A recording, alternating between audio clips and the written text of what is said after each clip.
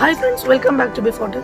So, in the Amazon iPhone 11 product order ചെയ്തിട്ടുണ്ടായിരുന്നു. അപ്പോൾ അത് എത്തി. അപ്പോൾ നമ്മൾ അത് അൺബോക്സ് ചെയ്തിട്ട് റിവ്യൂ ചെയ്യാന്നുള്ളതാണ്. അപ്പോൾ ഈ ഫോണിന്റെ കൂടുതൽ സ്പെക്സും കാര്യങ്ങളും പറയാനുണ്ട്. അപ്പോൾ നിങ്ങൾ സ്കിപ്പ് ചെയ്യാതെ കാണുക മാക്സിമം. പിന്നെ വീഡിയോയിലോട്ട് പോകുന്നതിന് മുമ്പായിട്ട് ചാനൽ സബ്സ്ക്രൈബ് ചെയ്യുക, തൊട്ടടുത്തുള്ള ബെല്ലൈക്കൺ കൂടി എനേബിൾ ചെയ്യുക. അപ്പോൾ നമുക്ക് നേരെ വീഡിയോയിലോട്ട് എടുക്കാം.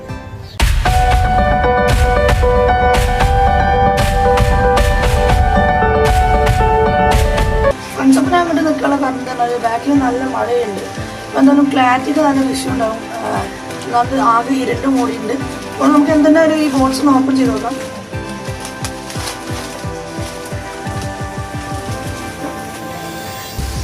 ഇതാണ് നമ്മളെ iPhone 11 യെല്ലോ കളർ വേരിയൻ്റ് ആണ്.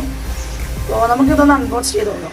ഇതാണ് നമ്മൾ ഐഫോൺ, നമുക്ക് അൺബോക്സ് ചെയ്യാം. അതിന് മുമ്പായിട്ട് ഈ ബോക്സിൽ എന്തൊക്കെ കൊടുത്തിട്ടുണ്ടെന്ന് നോക്കാം. സൈഡിൽ ഐഫോൺ എന്നുള്ളൊരു ബാഡ്ജിങ് കൊടുത്തിട്ടുണ്ട്. ടോപ്പ് സൈഡിൽ ഐഫോണിൻ്റെ ഒരു ലോഗോ കൊടുത്തിട്ടുണ്ട്. പിന്നെ ഞാൻ സെലക്ട് ചെയ്ത 128GB വേരിയൻ്റ് ആണ്. അപ്പോൾ ഈ ബോക്സിൽ ഇൻക്ലൂഡ് ചെയ്താണ് അവിടെ കാണിക്കുന്നത്. iPhone 11 ഉണ്ട്, കൂടാതെ തന്നെ ഇയർപോഡ്സ് വിത്ത് ലൈറ്റ്നിങ് കണക്ടർ, പിന്നെ ലൈറ്റ്നിങ് ടു USB കേബിളും, ഒപ്പം തന്നെ ഒരു അഡാപ്റ്ററും. അപ്പോൾ നമുക്ക് ഇനി ഇതൊന്ന് അൺബോക്സ് ചെയ്ത് നോക്കാം.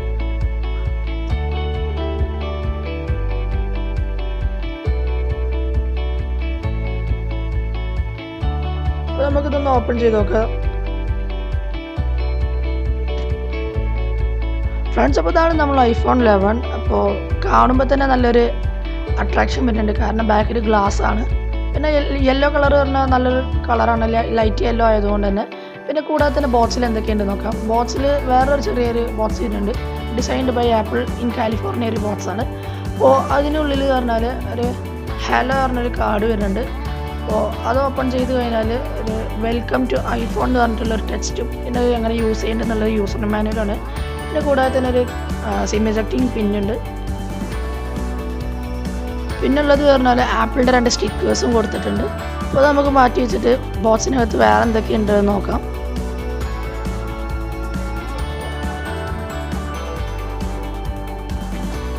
ഫ്രണ്ട്സ്, പിന്നെ ബോക്സിൽ കാണുന്നത് ഇപ്പോൾ ഒരു അഡാപ്റ്ററാണ്.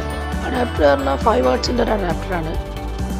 അപ്പോൾ അതൊരു ചെറിയ പോർട്ടബിളാണ്, വളരെ തിന്നായിട്ടുള്ളൊരു അഡാപ്റ്ററാണ്. പിന്നെ വരുന്നത് ആപ്പിളിൻ്റെ ഒരു വയേർഡ് ഇയർപോഡാണ്. പക്ഷെ നല്ലൊരു ഇയർപോഡ് തന്നെയാണ്. ആപ്പിളിൻ്റെ ഇയർപോഡ് എന്ന് പറഞ്ഞു കഴിഞ്ഞാൽ ലൈറ്റ്നിങ് കേബിളാണ് വരുന്നത്. കാരണം ഈ ഒരു ഫോണിൽ ആപ്പിൾ 3.5mm ഓഡിയോ ജാക്ക് നൽകിയിട്ടില്ല. പിന്നെ ഈ ഒരു ബോക്സിൽ വരുന്നത് പറഞ്ഞാൽ USB ടു ലൈറ്റ്നിങ് കേബിളാണ്. അപ്പോൾ ഈ ഒരു ഫോണിൻ്റെ കൂടെ കിട്ടിയ ഐറ്റംസാണിത്. ഈ ഒരു ബോക്സിൽ കിട്ടിയൊരു ഐറ്റംസാണ്. അപ്പോൾ ഇനി നമുക്ക് ഫോണിലോട്ട് വരാം. ഫ്രണ്ട്സ്, അപ്പോൾ ഇതാണ് നമ്മൾ ഐഫോൺ. ഇൻഹാൻഡ് ഫീൽ പറഞ്ഞാൽ കയ്യിലൊക്കെ ഒരു ഒതുങ്ങി നിൽക്കുന്ന ഒരു ഫോൺ തന്നെയാണ്, വലിയ ബൾഗി ഫോണെന്നല്ല. അപ്പോൾ ബാക്കിലൊരു ആപ്പിളിൻ്റെ ലോഗോ കൊടുത്തിട്ടുണ്ട്. ക്യാമറയിലോട്ട് നമുക്ക് തിരിച്ചു വരാം. അപ്പോൾ അതിന് മുമ്പായിട്ട് ഫോണിൻ്റെ ഡിസ്പ്ലേയിലുള്ള സ്റ്റിക്കർ നമുക്ക് എടുത്തു കളയാം. അപ്പോൾ ഫോണിന് എന്തൊക്കെ കൊടുത്തിട്ടുണ്ട് നോക്കാം. റൈറ്റ് സൈഡിൽ ഒരു പവർ ബട്ടൺ കൊടുത്തിട്ടുണ്ട്. അതിൻ്റെ താഴെയായിട്ട് ഒരു സിം സ്ലോട്ട് കൊടുത്തിട്ടുണ്ട്. പിന്നെ ടോപ്പ് സൈഡിൽ ഒന്നും കൊടുത്തിട്ടില്ല. ഇവിടെ നമുക്ക് കാണാൻ പറ്റുന്നത് ജനറൽ മോഡിൽ നിന്നും സൈലൻറ്റ് മോഡിലേക്ക് മാറ്റാനുള്ളൊരു ബട്ടണാണ്. പിന്നെ വരുന്നത് വോളിയം റോക്കേഴ്സാണ്. ബോട്ടം സൈഡ് നോക്കുകയാണെങ്കിൽ 2 സ്പീക്കർ ഗ്രില്ലും ചാർജറും ഇയർഫോണും കണക്ട് ചെയ്യാനുള്ള ലൈറ്റിംഗ് ബോട്ടൺ കൊടുത്തിട്ടുണ്ട്. 12 മെഗാപിക്സലിൻ്റെ 2 ക്യാമറയും കൊടുത്തിട്ടുണ്ട്.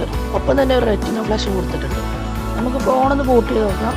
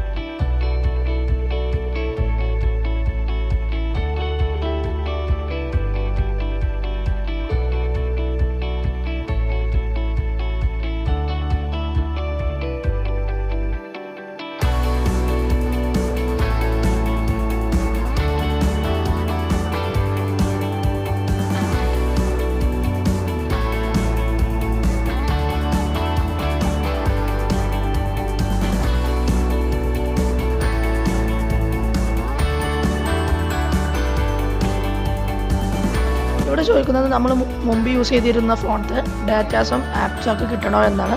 അപ്പോൾ ഇവിടെ റീസ്റ്റോർ ഫ്രം ഐക്ലൗഡ് ഉണ്ട്, പിന്നെ മാക്കിൽ നിന്നുണ്ട്, ഐഫോണിന് ആൻഡ്രോയിഡിന് വേണമെങ്കിലൊക്കെ എടുക്കാം. അപ്പോൾ തൽക്കാലം ഇവിടെ don't transfer app and data click ചെയ്യാണ്.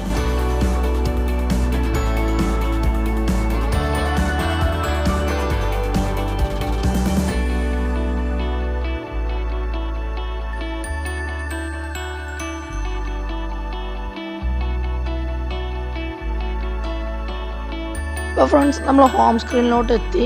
അപ്പോൾ അതാണ് ഐഫോണിൻ്റെ ഹോം സ്ക്രീന്.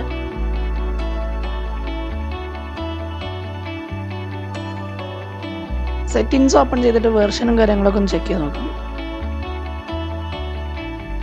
ഈ ഒരു ഫോണിൽ iOS 13.5.1 ആണ് കൊടുത്തിട്ടുള്ളത്. ഇനി ഫേസ് അൺലോക്ക് ഒന്ന് ടെസ്റ്റ് ചെയ്യാം. ഫേസ് അൺലോക്ക് വളരെ ഫാസ്റ്റായിട്ട് തന്നെ മൂവ് ചെയ്യുന്നുണ്ട്.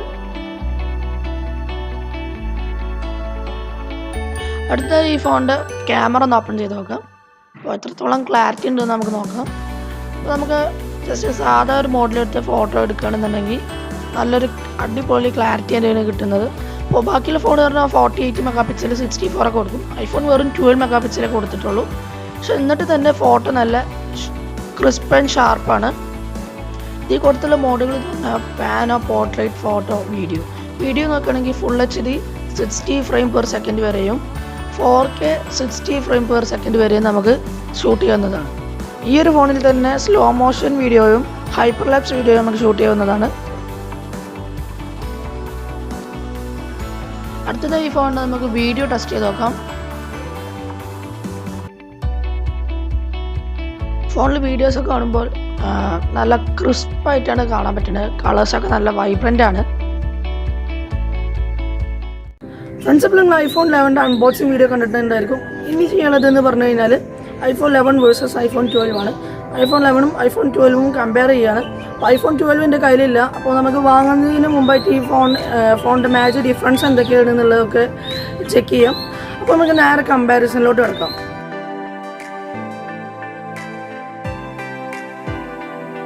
പിന്നെ ഐഫോൺ 11 കുറച്ച് കെർവ്ഡ് ടൈപ്പായിരുന്നു, നല്ല കെർവ്ഡ് ടൈപ്പാണ്. അത് ഐഫോൺ 12 എത്തിയപ്പോൾ ഇവിടെ ഒരു ഫ്ലാറ്റ് ടൈപ്പായി മാറിയിട്ടുണ്ട്. പക്ഷെ എല്ലാവരും പറയുന്നത് അത് നല്ലൊരു ഡിസൈനാണ് എന്നാണ്. ഐഫോൺ 5S കണ്ടിരുന്ന അങ്ങനത്തെ ഒരു ഡിസൈൻ ആയിരുന്നു, പക്ഷെ ഫ്ലാറ്റ് ടൈപ്പാണ്.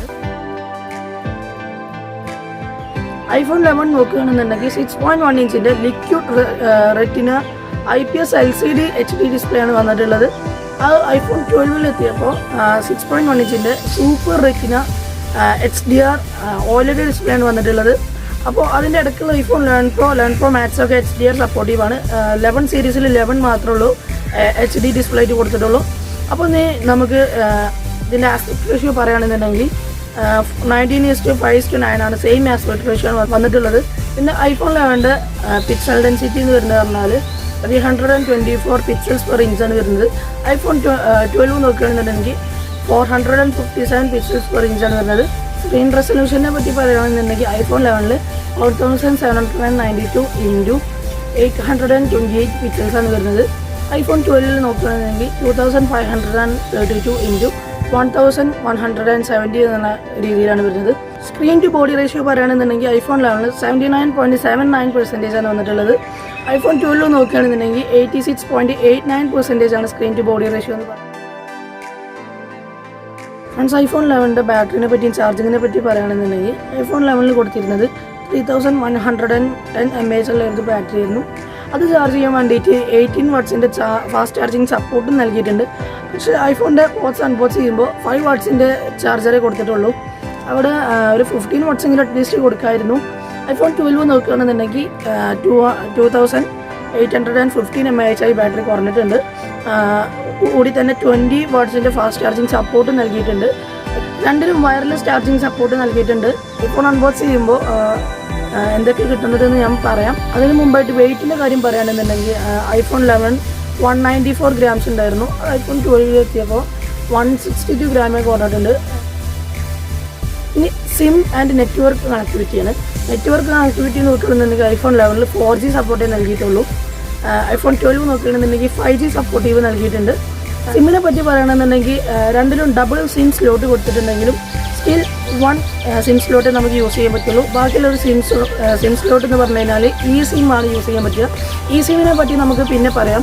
അപ്പോൾ 5G ആണ് iPhone 12 സപ്പോർട്ട് ആവുക, 4G ആണ് iPhone 11 സപ്പോർട്ട് ആവുക. ആപ്പിളിൻ്റെ ചിപ്സെറ്റിനെ പറ്റിയും സോഫ്റ്റ്വെയറിനെ പറ്റിയും പറയുകയാണെന്നുണ്ടെങ്കിൽ iPhone 11 കൊടുത്ത ചിപ്സെറ്റ് പറഞ്ഞാൽ ആപ്പിളിൻ്റെ A13 ബയോണിക് ചിപ്പാണ്.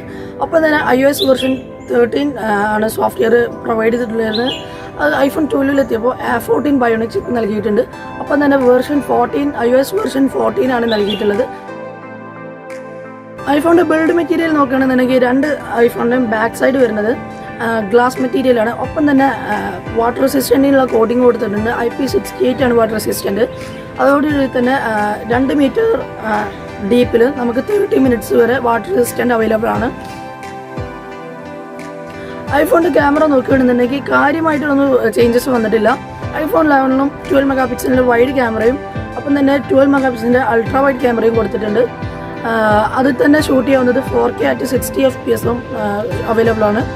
കൂടെ തന്നെ സെൽഫി ആയി വരുന്നത് ഫ്രണ്ട് ഫേസിങ് വരുന്നത് 12 മെഗാ പിക്സൽ തന്നെയാണ്. iPhone 12 അത് തന്നെയാണ് വന്നിട്ടുള്ളത്. 4K at 60 FPS വരെ നമുക്ക് റിയർ ക്യാമറ വെച്ചിട്ട് ഷൂട്ട് ചെയ്യാവുന്നതാണ്. സെൽഫിയും 12 മെഗാ പിക്സലാണ്. റിയർ വരുന്നതും 2 12 മെഗാ പിക്സലിൻ്റെ ക്യാമറാസാണ്.